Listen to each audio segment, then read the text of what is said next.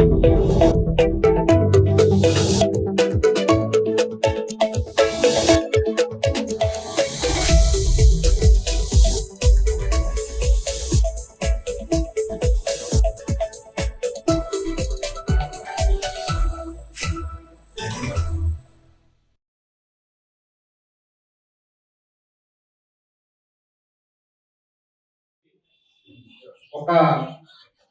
పేరుని ఒక్క సభ్యుడు మాట్లాడి మిగతా సమర్థకులు 10 మంది ఉంటారు. 10 మంది సమర్థించాలని చెప్పి, అలాగే సమర్థకులు కూడా వారి ఓటర్ల జాబితా ఉన్నటువంటి సీరియల్ నెంబర్స్ ని సక్రమంగా మెన్షన్ చేయాలని చెప్పి అనేక సార్లు మరి తెలియజేయడం జరిగింది.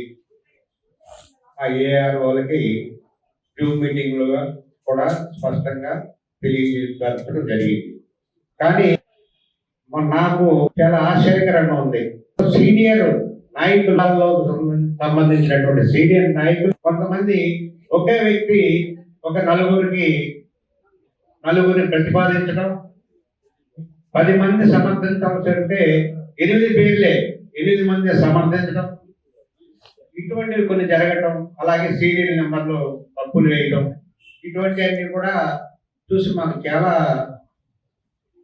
బాధ కలిగింది.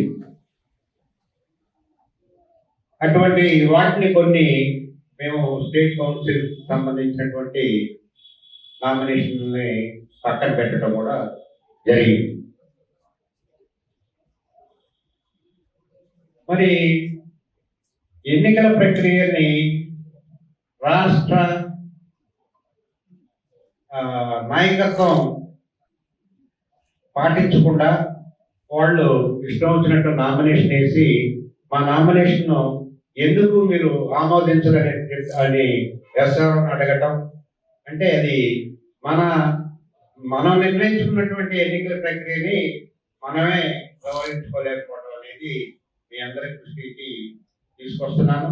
మరోసారి ఆ విధంగా జరగకుండా ఎవరైతే స్టేట్ రిటర్నింగ్ ఆఫీసర్ ఉంటారో వారి సూచనల్ని తప్పకుండా పాటించాలని చెప్పి నేను విజ్ఞప్తి చేస్తున్నాను. ఇకపోతే మన నూతనంగా ఎన్నికైనటువంటి సుబ్బారావు గారి దక్షత గురించి మిత్రులు చాలా మంది తెలియజేయడం జరిగింది. వారు రాష్ట్రంలో ఏ ప్రభుత్వం అధికారంలో ఉన్నప్పటికీ జర్నలిస్టు సమస్యలపై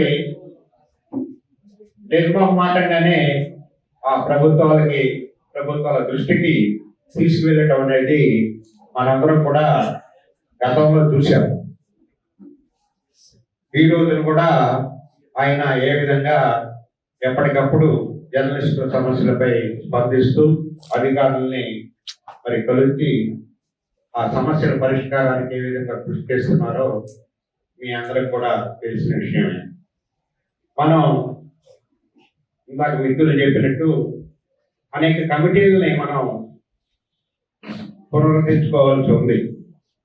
వాటిలో ప్రధానంగా జర్నలిస్టుల సంక్షేమం నిధి, వాటికి సంబంధించి మరి రాష్ట్ర నిధి, వాటికి సంబంధించి మరి రాష్ట్ర విభజన అనంతరం మన అప్పటి వరకు ఉన్నటువంటి సంక్షేమ నిధికి సంబంధించినటువంటి వివరాలు ఇంతవరకు మనకు మరి ప్రభుత్వం ఇవ్వలేదు. అది కూడా ప్రభుత్వం దృష్టికి తీసుకెళ్ళి దాన్ని కూడా సాధించుకోవటం ఒక ఎత్తు. అలాగే ఈ ప్రభుత్వాల మీద ఆధారపడకుండా ఆపదలో ఉన్నటువంటి జర్నలిస్టులను వారి కుటుంబ సభ్యులను ఆదుకునేందుకు మనం యూనియన్ పక్షాన ప్రభుత్వం మీద ఆధారపడకుండా ఏదో ఒక ఆలోచన చేసి, దాదాపు రాష్ట్రంలో మనకి 10,000 మంది సభ్యులు ఉన్నారు మన యూనియన్కి.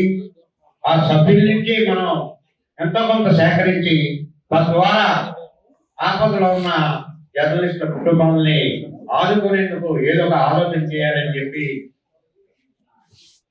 ముఖ్యంగా ఈ రోజున తిరిగి అధ్యక్షుడిగా బాధ్యతలు చేపట్టినటువంటి ఐవి సుబ్బారావు గారికి, అలాగే రాష్ట్ర నాయకత్వానికి అందరికీ కూడా మా విజ్ఞప్తి చేస్తూ మహాసభలోనే రానున్న మహాసభలోనే బాధ్యతలు చేపట్టి అనంతరం ఒక కార్యాచరణ పథకాన్ని మరి ఆ విధంగా ఒక రూపొందించాలని చెప్పి కోరుకుంటూ నాకు ఈ అవకాశం ఇచ్చినందుకు ధన్యవాదాలు తెలియజేస్తూ సెలవు.